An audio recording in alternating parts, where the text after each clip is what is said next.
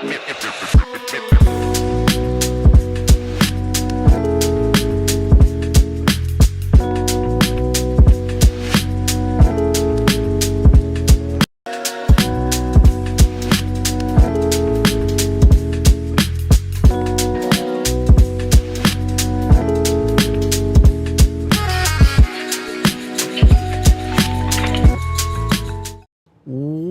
into the DNVR Avalanche podcast. We got Meghan, we got Eric, we got Rudo on another day where we know there have been some cuts for the Colorado Avalanche. The official full list is not out yet. We're expecting you to get it probably during the show. We'll see how that happens. But I do think there are a lot of moving parts right now when it comes to the Colorado Avalanche lineup, making these cuts, and the roster in general. I want to start with the fact that Eagles training camp started today. That's why you've seen a handful of guys cut earlier, all reported. That does include Peter Holland, who is at Eagles camp. So there are a bunch of guys over there. We'll see. I mean, Eagles camp is always an interesting place. You'll end up with a bunch of guys who end up in the ECHL there. You end up with a bunch of guys who end up with the Eagles, and you end up with a bunch of guys who are on the verge of making the Avs. Meghan, is there a whole lot to think about with Eagles camp when you're talking about the Avalanche side of things, or is that, hey, we gave him time in the Avs camp, we'll reassess at the start of the season? Well, and that's the reassessment part of it is important because even looking at the bottom of the Avs lineup currently, this is where we entertain the possibility of Riley Tufte getting in NHL games because they're not going to be fully healthy for the entirety of the year. And so what they do in Eagles camp is still important in terms of who's going to be the next man up when a guy needs a night off, when a guy's not feeling well or just a little bit banged up. And that's why it's still important for guys who might have been reassigned earlier in the process to continue working hard with the Eagles because they're not just building trust with the Eagles coaching staff, but they are still being looked at closely for the purpose of a call-up down the line should that be necessary. The Avs have survived waivers so far. There have been a couple of claims around the league. They do put both Corey Schueneman and Wyatt Amat on waivers today. Don't think anyone's expecting a claim to come through on those two. Nothing against those two players, just the reality of that situation. No, and I've been encouraged specifically for defensemen that have already gone through the waiver wire and have cleared because I do value Amat and Schueneman as defensemen, and I thought they had good camps. I just look at other defensemen who have made it through, and I don't think that is where teams have urgently been looking at the waiver wire so far, so I have more trust that these players are also going to clear. Eric, when you look at this point, when you're a Riley Tufte, when you're a Ben Myers or Frederick Olofsson, you're going to be one of the last cuts or you're going to make the team. Is there a bit of pressure there? Or are you feeling that as a player, knowing that if you don't play well in this next preseason game, you might be the last cut on the team? Yeah, I mean, you're right. It is a weird feeling because maybe you're developing some chemistry with a couple guys and maybe guys that, well, of course, like we're talking about the Dallas, what do you call them, cast-offs? Yeah, the ex-Dallas players. Ex-Dallas. So, of course, but sometimes you don't know one another, and it's a weird feeling because you get to become friends, and those guys are at the hotel. Nobody's found the place yet. So they go out to eat together at night. And then the weirdest thing is you're competing the next day with one another. So It is a weird feeling.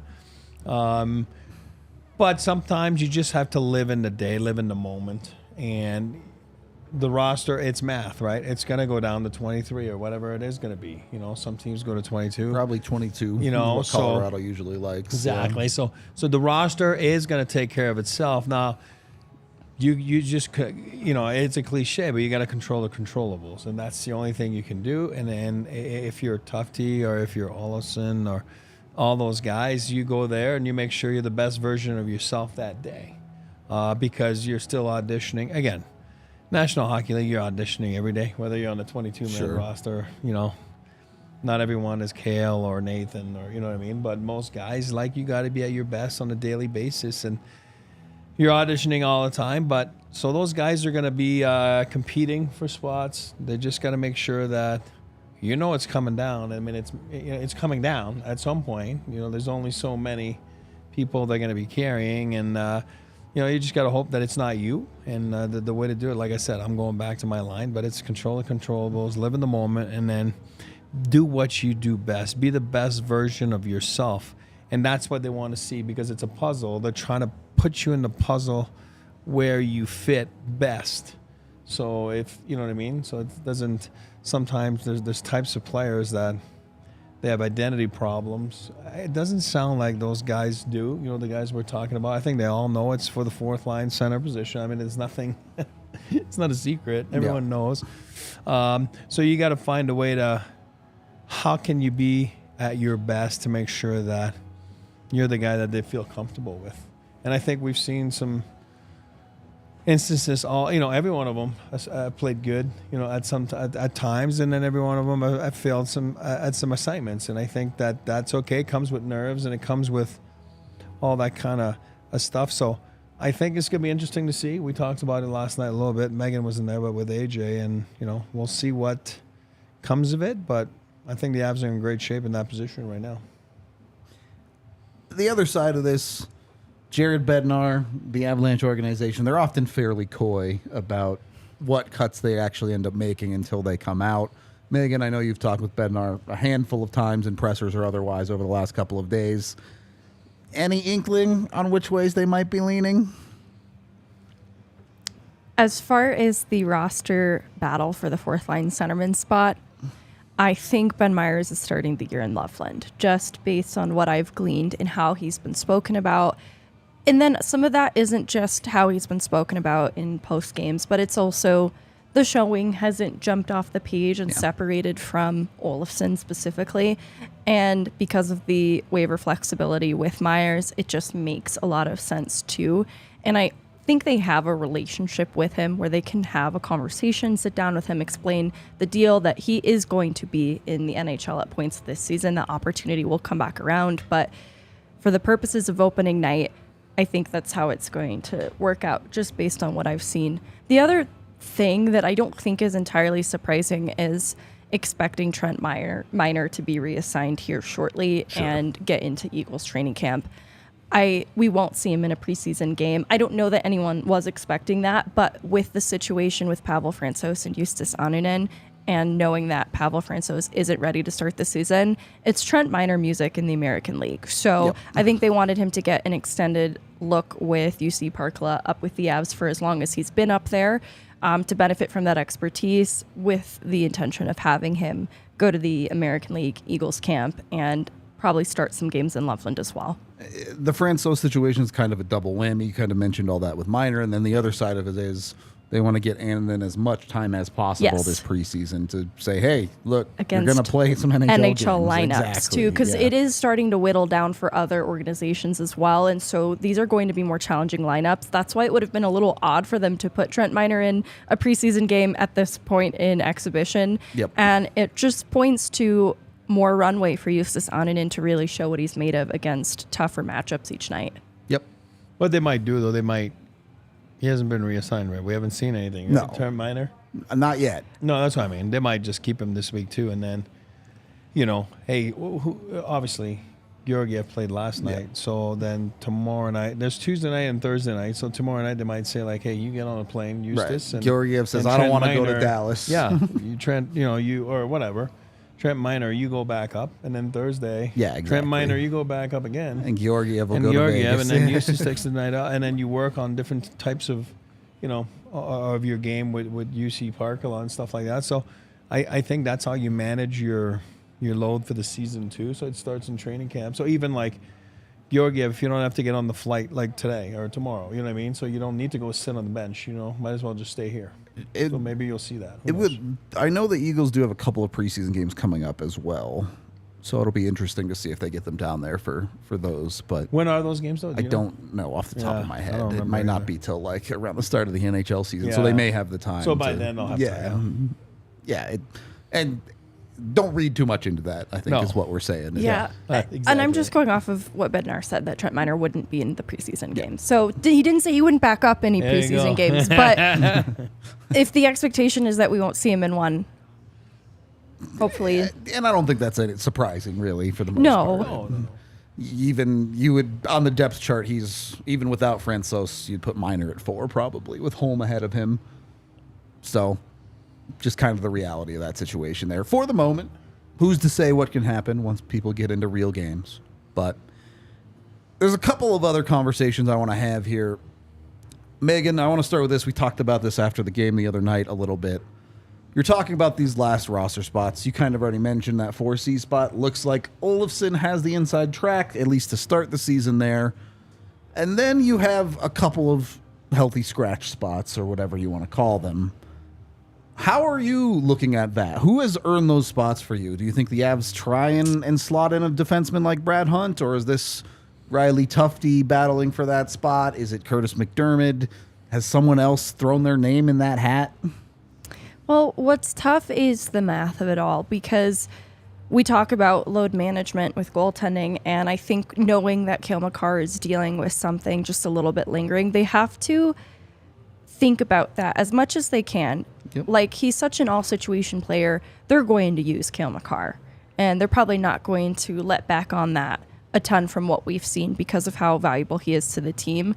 But in knowing that, and knowing that Josh Manson also had a tough recovery over this offseason, I think they have to carry someone like Brad Hunt as that extra guy. I think it's responsible because when it comes to load management, they need someone who could eat around 8 to 12 minutes of ice time, and that just isn't Curtis McDermott. They don't feel comfortable. They've tried it. It's just not him. That's why he's a designated forward from here on out.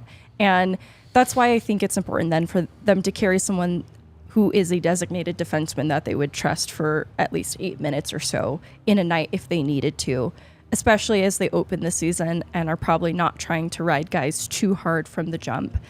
And knowing that, though, it's tough then, because for a player like Tufte, who has done everything he possibly could this preseason to make a case to be the extra guy, he could also potentially have more meaningful minutes in Loveland. It's a really tough conversation because I think he's earned a spot in that consideration and being maybe the 13th forward. But with Curtis McDermott just kind of floating there and having the familiarity with the organization, there's a little bit of a relationship that's built there. It just feels hard for me to realistically envision Curtis McDermott being unseated from the 13th forward position. That would be my recommendation, that it's Riley Tufte there, especially, Andrew Cogliano being another player who appears to be full go. To have a conversation about that, yeah. He truly does appear to be full go, but this is someone that I imagine at points throughout the year should take a few nights off. I don't know that he will because of who he is as a player, but it's going to be interesting to see then how they utilize their 13th forward, because it's probably going to be someone that does get in games at points, just knowing that there are going to be players in the forward group beyond just Andrew Cogliano who aren't always healthy too. Yep. That next man up is probably going to be leaned on a little bit more, and it just... Riley Tufte did everything you could possibly ask of him to make a case for himself. Only thing he could have done better is play center, I think. Yeah. It's tough for me too, because you mentioned Cogliano, you mentioned Cale Makar, and where the math really starts to get hard for me is you also have a question mark around Josh Manson. Now, supposedly he's going to be ready to go. Hopefully we see him in some of these preseason games, but for an Avs lineup that really only has 6 true NHLD, depending on how you feel about Brad Hunt, I don't think Sam Malinsky has really done enough to earn a roster spot this offseason, even if he has looked better in his more recent games. Unless the Avs want to run a 23-man roster, which would be difficult with their cap situation, more feasible if they do end up putting up Francouz on LTIR. I don't know how you can make room for that forward to be a healthy scratch.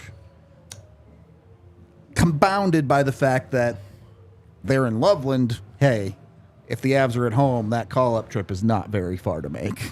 Right. So they'll wait till the last second.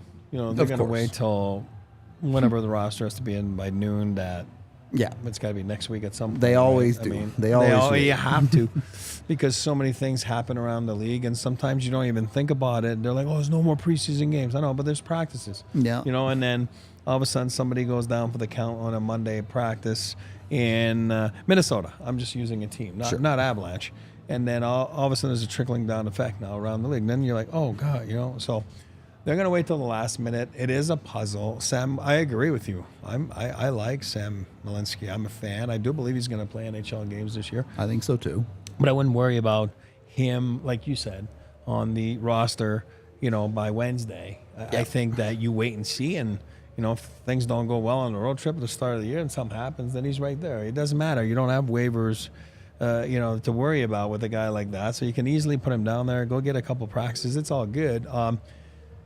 I agree. Tufty's a little different because he requires waivers, but his body of work's been good, like the last few weeks. But if you look at his body of work the last few years, that's where people might judge him on his last few years. And then you hope that they didn't look at it too closely the last couple of weeks where he's been impressive. He has been. I mean, you have to. I told you the other day, I was like, I wasn't impressed with him. I'm talking about 3 years ago. His background, I was like, oh my God, this is a project. Hey, look, 3 years ago was a long time ago, man. That's my point. That's what I'm saying. So I was excited to see him, and he's impressed me. So you just hope that teams that have been here, I've watched those preseason games, are not too impressed by him, and then all of a sudden it becomes an issue, the waiver wire, because he's got something. There's a reason you're a first-round pick. There's a reason why you're 6'6" and you can skate, and there's a chip on his shoulder now, like you said last night, right? Yep. Because he's been let go. So by a team for basically, hey, we wasted 4 years of our time with you. Now you're free to go wherever you want to go, right? And that's not an easy decision to make as a team, and it's not easy to take as a player because you feel that rejection, you feel that, and sometimes you see that new version of a player when those things happen. But I agree with both of you, with Meghan. Like, I don't know. I don't think Dermy's going anywhere. And I've made my point. He's going to be on that roster. Huntsy, I think Brad Hunt with his age, and I don't think there isn't. You never know with this league, but of course you never know. But you would think with the age and everything that. I mean, I don't know. I've seen worse cases, right? Guys get claimed. Who knows, right? There's plenty of examples, but there's a history of Eagles captains getting claimed. Yeah, exactly. That's what I'm saying. That's why I don't want to jinx it. Yeah, I know. I don't. But and I love Brad Hunt, and I'm saying, but he knows where he's at. Brad Hunt knows where he's at in his career, knows what he's here for, and it's for a secondary role. And sometimes, whether you're at practice in Loveland or at practice here, he's just as valuable to the Avs, right? Yeah. Because he's dealing with the prospects in Loveland, or he's dealing here with getting the guys going and getting the guys ready to go. So it's going to be an interesting puzzle. Again, you're dealing with zero, except, which we'll get to Cogliano. Yeah. But it sounds like, I don't think it'll be an issue. But it's a puzzle, and you don't want to lose assets. So they'll do the best they can. I'm talking about as a management group and coaches to make sure that they don't lose anyone for nothing. You know what I mean? Yep. It could happen. Yeah. I probably won't. I'll be honest with you. Did you think Lucas Sedlak was going to get claimed? Well, that's Well, what I'm saying. and this is where it's interesting is I wonder if positionally, too, it's the difference of I think the market for centermen is probably hotter, and there's a better likelihood of Tufty clearing waivers than Olofsson at this point. Yeah. And that might be what the decision comes down to. Was that the secret play? They didn't actually want Tufty to play center. They're just like, let's put some footage of him playing center. He's a center. And you can see everyone's like, oh, he can't actually play center, so he's not getting claimed because of Exactly. He solidified that he's a true wing so that he doesn't get claimed. Because honestly, at 6'6", I think that's enough for people to get a little carried away. Yeah. And I think there is still some risk with Tufty clearing waivers, just on paper, what he brings to the table. So hopefully the can't play center counter was enough, but that size is going to be really enticing to a lot of teams, I think. It's certainly looking like Olofsson's going to make the roster. Tufty would be the only one that I'm really worried about on the waiver wire. Yeah. On that note, you can win tickets to a Broncos game, which is a team that has a win now.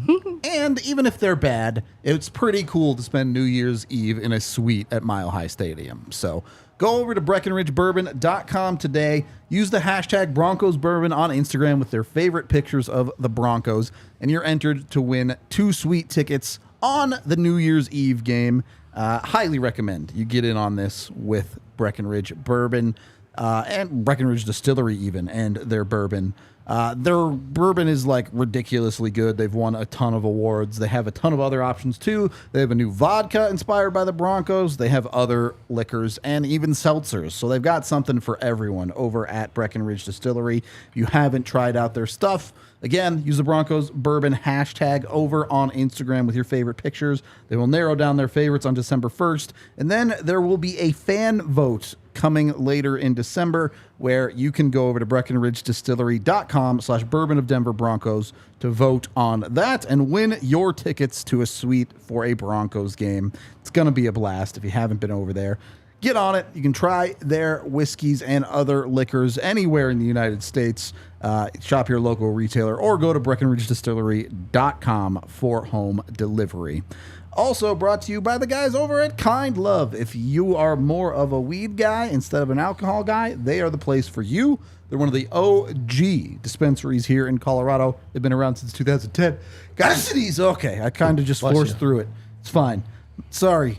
Kind Love will make you exactly feel how you need to. Whatever product it is you prefer, whether it be their gummies, their turbo joints, regular joints. They've got all sorts of other products as well, from flour to otherwise. And you can get 25% off in-store purchases. So when you use code DNVR over at kindlove.com, you can find their whole menu there.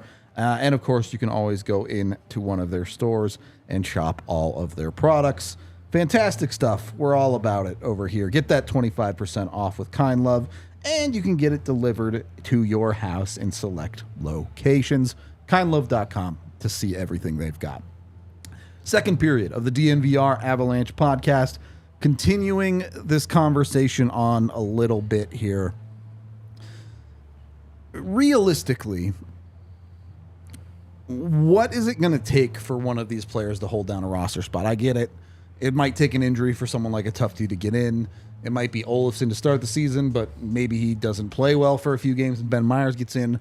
Whatever it is, what is the line that has to be drawn here for someone to lock up one of these roster spots? Is it 20-point pace? Is it the ability to penalty kill? Is it just not hurting the team? How specific are the Avs looking for something in these roles? Well, Jared Bednar did specifically call out penalty killing ability as being important in rounding out the bottom of the roster. So that's certainly a part of it.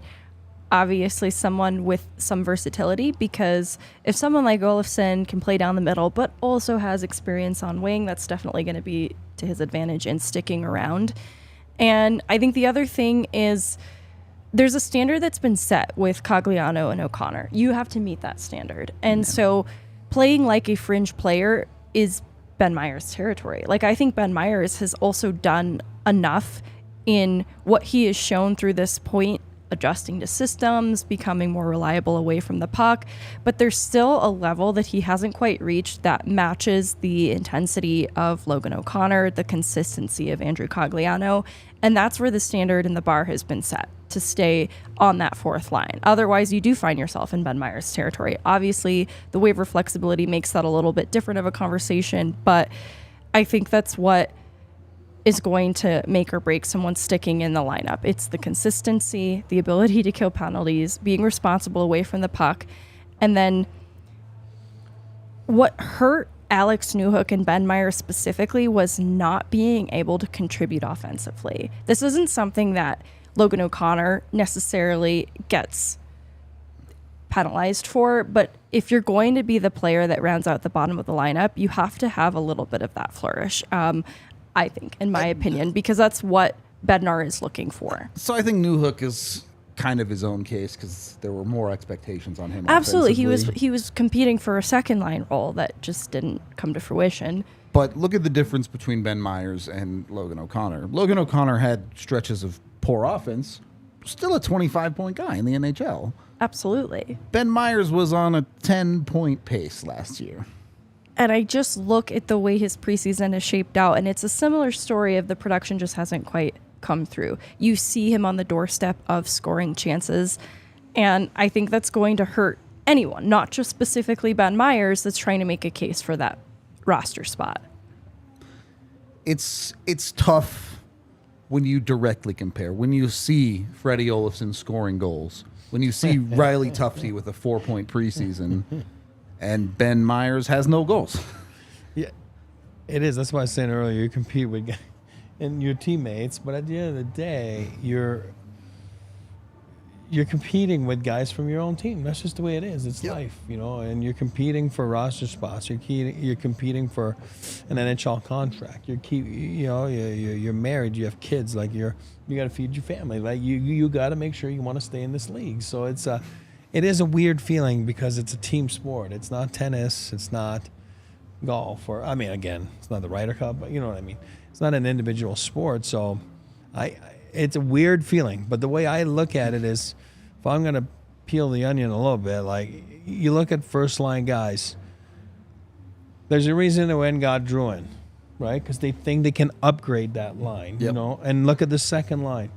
Newhook was supposed to be slotted to be in that spot, right? Didn't work out, and everyone talked about that, the second line center. Now you go get Ryan Johansson because you think that you can solidify that line. Right, and obviously Nikushkin back as a healthy player, and whatever the combos are going to be, and then look at your third line. It's a totally revamped third line, right? I'm talking about Wood, Colton, Tatar. So you're in a better spot, and then so it's normal to look at the fourth line and say, was Ben Myers, that was there last year for many games, right? Yep. 40 give and take, half a season. How do we improve on that? And they didn't really improve it over the summer, but they did because they went and got Olofsson, right, for that purpose. They didn't get Olofsson for the purpose of, playing with Rantanen. You know what I mean? So you're getting that's why you're getting them. You're getting ahead of the curve or whatever was going to happen with them. Who knows, right? Like on the situation on waivers or whatever it is. You went ahead. You gave an asset. You went and got them. Now you're hoping that he meshes with LOC and Cogliano, and Meghan said it, versatility, face-offs, PK. We saw that he can play on the PP a little bit. He scores a PP goal. Is he going to be counted on for that? No. But there's times when you have no choice. You are asked to do those things. And so he's a good, versatile guy, and he plays maybe, a heavier game than Ben Myers does. And I think Ben Myers, you got to give him credit, too, like yesterday. Made some nice plays. He sends, who did he send on a breakaway there? Lecky. Lecky didn't score. Lehkonen didn't score. But Ben Myers, and then as the game went on, then he, missed a few assignments and stuff like that. Then if you look and you have a score sheet, as a coach, I'm talking about, I'm not as a score sheet, but I think yesterday you put Olofsson ahead of Ben Myers. You know what I mean? And I think you do. And as a fan, us as media, anybody does it. Coaches do that too, and then now they're like looking at it, saying maybe that's our guy. Here's the thing that coaches do that I think outside viewers don't. Outside viewers often rank people by their ceiling. They see the best play Ben Myers makes in a game, and I think there's a fair argument that Ben Myers' best play might be better than Olofsson's best play. For sure. But Ben Myers' worst play was worse than Olofsson's worst play in the game last night. Offensive zone penalty, never a good look. And Jared Bednar has pretty repeatedly proven on his fourth line, he wants the guy with the highest floor possible. He wants guys that are not going to hurt him. And I think that's just Olofsson right now, based on the preseason. I did love this comment from Ragnar, not this new one, but the one up a little bit. The standard is you have to come back from breaking your neck. Good luck. And it's funny, and obviously that's an extreme case in Cogliano, but I think there is a little bit of merit to that conversation. When you are a team like the Colorado Avalanche, who is out here as a cup contender, genuinely trying to win cups, the standard is no matter what, you are there, as Eric said earlier in the show, being the best version of yourself every single night. And that's really, really hard to do. So, good luck. It's a great point, though. The type of player that Olofsson is high energy and noticeable shift by shift. He wants to have an impact in some way. If he can't be on the score sheet, he's going to find a way to be visible in his shift.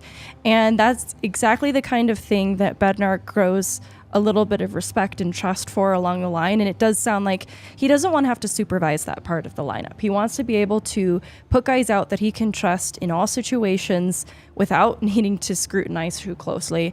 And that comes with a player doing those things consistently. And just in the short time that I've seen Olofsson and even just talking to him, there's also a hunger that you really grow to appreciate from a guy competing for a roster spot that stands out just a step above the others. And I think that's going to go a long way in the eyes of management and coaching staff.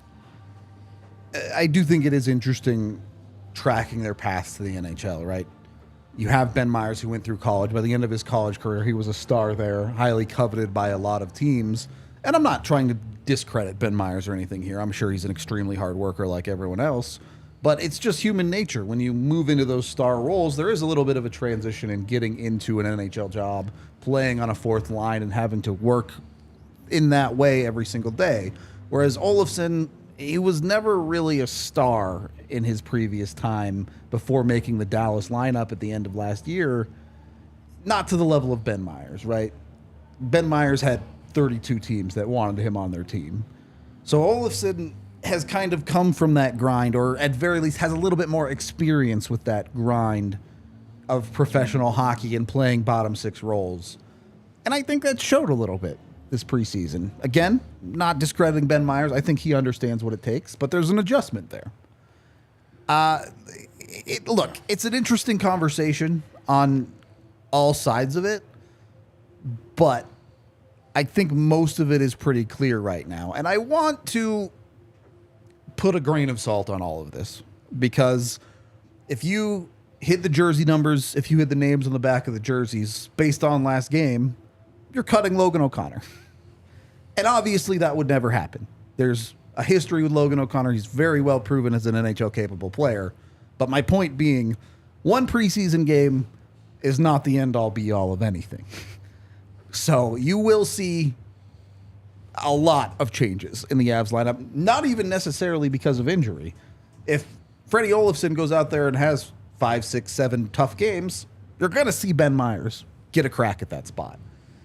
My question is, how aggressive are the Avs going to be in rotating in some of these spots? Is it a 5-game test for Olofsson, or is it more of a 10, 15, 20-game opportunity that he has to lock down that role?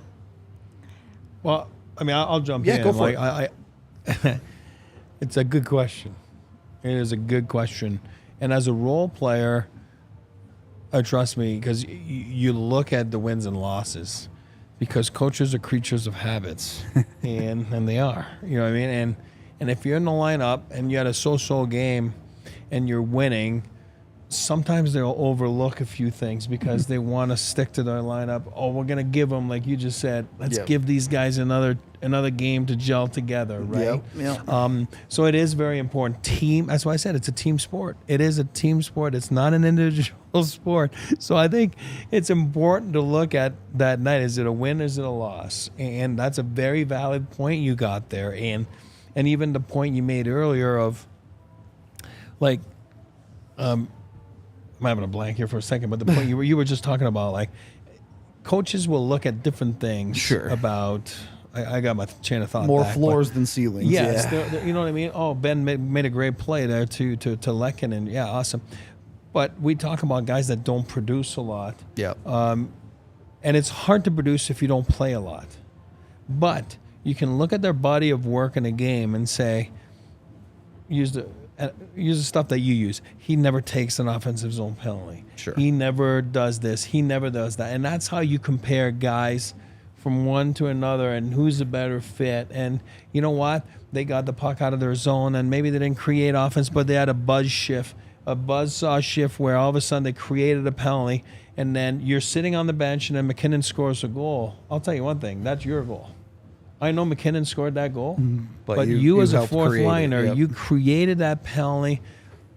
Matt goes and scores a goal. It's awesome. But we all know that you get that in the stats. But internally, coaches, it doesn't show that you got a goal or an assist, but they know that that was your play that, you know, as a line, as a unit, that got things going. A lot of times you see that.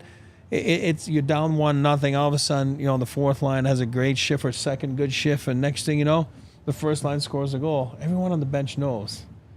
Even though you didn't get a plus or a goal or an assist, You did the work you there, guys yeah. did the work. So it's a tough way to judge guys, but I think it comes down to a comfort level, and your leash is shorter as a fourth line guy. It's shorter. Your turnovers are shorter. You know what I mean? Like, oh God, you made it. Oh, where Rantanen makes a turn and say, hey, big fella, no more turnovers, right? Where you get okay, have a seat, you're there the rest of the night. It's normal. It's normal. It's life. So those guys have a shorter leash, and they have, which affects your confidence at times, and that's why I say it's so hard to play sometimes. 7-8 minutes a night. It's not easy. It is not an easy task. And those guys are all. Hey, Ben Myers was a very sought after college free agent. And then now you're going there and you're told like, you got to play a simple game, and then your confidence is like, it's normal. It's just human nature. The other side of this is kind of what I mentioned with Logan O'Connor. Had Ben Myers made those mistakes in that game, he might be in Loveland today. That might have been, hey, can't be doing that as a fourth line player, and you don't have the track record to prove that you cannot do that. So decisions get made quickly in the NHL, and if you don't have a history in the league, small mistakes can cost you. I'll put it that way. There is one other conversation I want to have here that's more about the actual lineup itself. But before we get into that, we are brought to you by the folks over at Shady Rays. You can get your sunglasses from shadyrays.com, and when you use code DNVR, you get 50% off your order when you get 2 pairs of sunglasses or more. They have dozens of different styles, polarizations. They've even got goggles if you're into skiing and snowboarding. You got to go check out Shady Rays. They'll make you look good no matter what style you're into. They've been given 5 stars by over 250,000 people. And the best part is their return policy. If you don't like them, you break them or you lose them in the first 30 days, they'll replace them completely for free. So go check them out at shadyrays.com with that DNVR code today. Or if you're local, they have a brick and mortar in the Park Meadows Mall. And once you got your coolest sunglasses, you're going to want to go out and catch a game or what's a concert? Sure, why not? Whatever event you're trying to go to, make sure you do it with Game Time. When you go over to Game Time, you can get in with the code DNVR to get $20 off your order, whatever type of event you might be going to. Game Time has you covered with ridiculous amounts of options. If you've never been, you get some of the best prices for any event through Game Time. Just got to be a little bit patient. You got to wait for the right tickets to come available, and you'll get whatever it is you need. It should just be easy, and that's exactly what Game Time is. They have flash deals, they have zone deals, you can get last-minute tickets. They're super easy to find whatever event you want. Maybe most importantly, you can get views from those tickets in the stadium. So, look, Colorado's pretty lucky. Most of their arenas and buildings are pretty good. There aren't too many bad seats in the house, but there are a lot of buildings that have pretty bad seating where you can't really see what's going on. So if you happen to be going to a building with some of that, make sure you check Game Time. Make sure you check the seats are good, and you'll have a much better time at the game. Again, get over there. Take the guesswork out of buying tickets with Game Time. You can download the Game Time app and create an account. Use that DNVR code for $20 off your first purchase. There are terms that do apply. The DNVR code is what you're looking for. There's also a link down in the description if you want to go through to Game Time that way. Get the lowest price guaranteed. Third period of the DNVR Avalanche podcast. I wanted to get into this a little bit because we're talking about the fourth line a lot, and I think people have kind of forgotten Ross Colton, Miles Wood, Tomas Tatar is going to be the Avs' third line this year. In this preseason, the way things have shaken out, those guys have been playing top 6 minutes because we don't have the Avs' full lineup really together for a game yet. And I think it's interesting how the Avs are going to mesh those lines together. And I get it. People will move up and down lines and things will get shuffled. But I want to start here. Is the Avs' bottom 6 significantly more skilled than it was last season? Yeah. Because, and it's unfair to compare it to points in the season last year where there were lots of injuries. Theoretical, completely healthy minus Landeskog. Because even completely healthy minus Landeskog, the second line coming out of preseason was Galchenyuk and Newhook / Evan Rodriguez was going to be elevated there at some point. There you go. And so, yes, it's the most easy. Yes, it is significantly more skilled because the entirety, like the top 6 is more skilled, the middle 6, every area is more skilled. At the start of the season, Tomas Tatar sent it over the finish line, truthfully, and made a lot of things difficult for the Kivirantas of the world, who I would have penciled in on the third line had it not been for Tatar. That was just the move that sent things over the edge for me, that no matter how the fourth line comes together, the competition that players are embroiled in for that final spot is as steep as it is for the best possible reasons. There are a lot of good options for players that could be there. And in looking at depth and who that depth chart is, the next man up, there's some pretty good options there, because it might be Riley Tufte is the next man up. And that, I think, would be to the excitement of a lot of people that had thought he had a good season, or a good preseason, I should say. So yes, it's significantly more skilled, even if Cogliano has to take some nights off and Logan O'Connor is playing alongside some combination of Tufte, Olofsson, whoever it ends up being. Because I don't know, what does Chris Wagner look like when he gets healthy and returns? Could absolutely be in that mix. Absolutely could have been in that mix. And that's why I like we don't tend to forget, but Oscar Olofsson, I thought he's had a good 10 days. Sure. I think he's shown them, and that push comes to shove, he doesn't have to clear waivers, and if somebody goes down, knock on wood, that he can fill in that top 9 role. I think he's more suited for that. I don't believe he's a fourth line guy, but I think he showed some strides. I think he showed some willingness to show that he can be the guy that gets the call, and go down to Loveland. And again, I'm not cutting him. I'm just going by numbers. Maybe go get some games on there. Show again that you're on top of your game. You want to show what you got, because we saw a lot of the skills the last few games that why he was a first round draft pick, right? So you saw some things there, some good things. I saw some things. I wasn't too familiar with him. Now I get it why Wade and the fellas, picked him in the first round. And you can see why, the size and the combination of the shot. And he's got some skills, and so I think it'll be interesting to see how this all shapes up, But yeah, I do believe they are, like you said, like Meghan said, it's a better lineup than the ice last year, and that's why I do believe they're going to have success. And it's going to be exciting. Because I want to give the Avs some credit. I think sometimes in preseason we get a little bit too entangled in, this specific guy is going to make it or not, or the guy that I like had a good game, the guy that I like had a bad game. But when you look at the Colorado Avalanche as a whole, I think you have to give this front office a lot of credit. Yeah, last year they were lacking in depth, particularly on the forward side. You saw it pretty blatantly in that postseason series, and that is exactly what they have gone out and addressed, not just adding the lineup depth, but adding depth beyond that to the healthy scratch level, to the AHL level. They went out and completely answered almost every single question, as you said, with that Tatar move, really pushing it over the top, that I don't even have any thoughts about the Avs forward depth this year as a concern.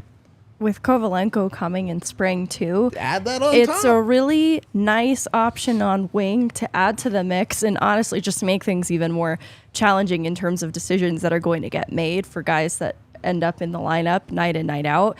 And I'm not saying Kovalenko immediately transitions and it just clicks, but I think that the upside is there to get excited about that just being another option. Jean-Luc Foudy getting healthy, that's someone that intrigued them in 9 games last year that is probably not really suited for a third or fourth line role either, like he's saying about Oscar Olofsson. Same is pretty true of Foudy, but I'm sure they'd be intrigued to see him at some point again this season as well. And then just looking at the depth on the whole, you talk about the ways they've replenished it, but even Cal Ritchie, who we didn't get to see get in games, just adds more to the forward depth in this pool. And then Jason Polin having a good showcase. Yep. Steinberg has that role player capability in his toolkit, and he's just going to keep building and adding to that with the Eagles this year. Like, you look at the forward depth down the line, and we talk about the unconventional prospect pool, but yeah, we should give credit to the front office because they have found ways to replenish it and rejuvenate it in a way that maybe a Matt Steinberg is a call-up option down the line and can get pretty responsible and acclimated to the pro level now. Similarly, on the defensive side, this is where I am not disappointed with Sam Malinski's exhibition games. It was ambitious to suggest he could out the gate make the NHL roster, but there have been a lot of promising things that I've seen in him this preseason that I'm still excited for the future NHL debut that inevitably comes, because you can tell that he is taking so many mental notes, because he strikes me as such a smart player who isn't likely to make the same mistake twice. And so the mistakes that he's making on a bigger stage in these preseason games, they're important for his learning. And I haven't been disappointed in Malinski. Wyatt Ahmet has stepped up as a real tryhard. And so, I'm sorry, there's a bug. Yeah, it's like it's Olafson. flying around the studio. He's a little past. It's Matt Steinberg. Jared Bednar loves flies, confirmed. Well, I'll jump in there to what Meghan to save you from that Thank you so much. fly that's going after you. I like the fact that they have options and I know you want to reward who's playing the best down there. I'm talking about the American League, but what I like is the question. I always go back to fit. So now you have some fit players. Steinberg, Poland, probably in the same mold, right? Obviously, you're just touching on what if Malinski ended up down there and guys like that. Wyatt. But you also have Oscar now that can slide himself into, that specific type of player. Foodie, if you want some speed. So I do believe they have more options than they did last year at getting guys called up, pitch a few innings, right? Obviously, long term, then you look at different things, whether it's a trade or not, but because maybe those guys aren't ready for long-term duty. But I'll go back again to your saying the third line. I'm a third line guy for the Avs this year. Tatar Wood, let's say it ends up being that way. Sure.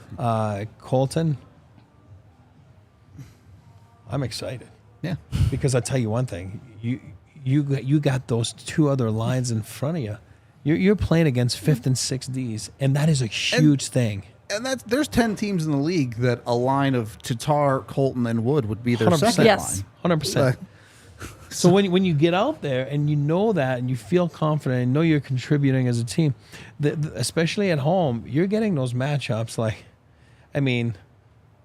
you're assuming, or even on the road, because they're not going to put their top two Ds, McKinnon's on the bench right now, let's put our top two Ds on. No, it's the opposite, right? So again, I sound like Einstein or a genius right now. I'm not. Like, it's just, but those guys that can score goals and produce in the National Hockey League, like Colton, Tatar, Wood has to score 19 goals one year. So when you're playing against different types of these, it's so much easier. And always remember, you have the best player in the NHL back there, Cale Makar, that can jump on there and give you a nice pass. I know the season is 8 days away, but humor me for 1 minute here, because I think these conversations do go beyond the immediate of this season. Pick a forward you like. Kovalenko, Tufte, Jean-Luc Foodie, whoever. Pick one. Andrew Cogliano's nearing the end of his career, one way or another. He's here this year. We'll see how far that goes down the line. You have someone like a Logan O'Connor who's a couple years away from free agency. The guys you're looking at in a Tufte, in a Kovalenko, in a Olausen could be the guys that are replacing these dudes down the line. And that replenishment is necessary for an organization that is trying to make their cup window as long as they possibly can. We can't see the future.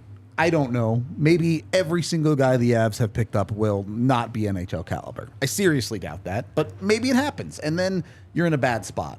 But if you have faith in the Avs organization, which based on their scouting, you probably should, the Avs have set themselves up, if not for this year, for future years, to continue to build bottom sixes that are functional and enough at minimum to keep them competitive there while the top guys of McKinnon's, Rantons, Makars of the world put them into cup contention. It's really hard not to like what the Avs have done on the whole, in my opinion. So that's all I have for today. If you two want to add anything else. No, just I want to reiterate what you're saying. The path that Logan O'Connor took to getting here, and even Ross Colton to a different extent, is one for players like Matt Steinberg and Jason Pullen to look upon and work towards. And I think that they could actually follow quite a similar path. I think in looking at what Tampa has done well, taking their time with Ross Colton made him into a player that is now a full-time NHLer who is staring at second line upside. And I think if they're patient with someone like Steinberg, and I'm not suggesting he has the same ceiling as Ross Colton, but if Steinberg spends 2 full seasons in the American League, but then he's a full-time NHLer at the end of it all, I think that's something that pans out. And that's sort of what I'm looking toward in players like Steinberg and Poland moving forward, is that they're just going to continue adding tools to their toolkit and becoming responsible so that one day they just stick in an NHL lineup. And that's my hope for them, and I'm just excited to see how that plays out. My guy, on what you were just talking about, I'm going to go with, I just have a hunch. I liked him the first time I saw him there a couple weeks ago at rookie camp. I think we're going to hear more of him on a more prominent role this year. Jason Poland. That's just my gut feeling. I like it. I hope you're right. We're going to leave it there for today. I think it was a good conversation. Look, it's been months, and we are approaching 1 week away from the season. It's time to start getting a little bit hyped about the Colorado Avalanche and the reality of them playing great NHL hockey. So I'm looking forward to it. When you watch the Avs, make sure you grab yourself a Breckenridge Brew, maybe a Broncos Country if that's your thing, maybe an Avalanche Amber if that's your thing. You can get your Breck Brew at your local liquor store. Use the Breck Beer Locator online. I didn't grab it. I tried. BreckBrew.com to find it near you. Or, of course, if you're local, come down to the bar. 8 different kinds on tap down here at the bar for you to drink. Turn out for the season opener. It's an away game, so no excuses. Be at the DNVR Bar for that one. We are out of here for today. We will be back tomorrow with a normal show. Don't know if there will be a feed for the game, so we're going to do a normal show. If there is a feed, you will have a post game from us on Wednesday. We'll see what happens. We appreciate y'all, and we will talk to you on the next one.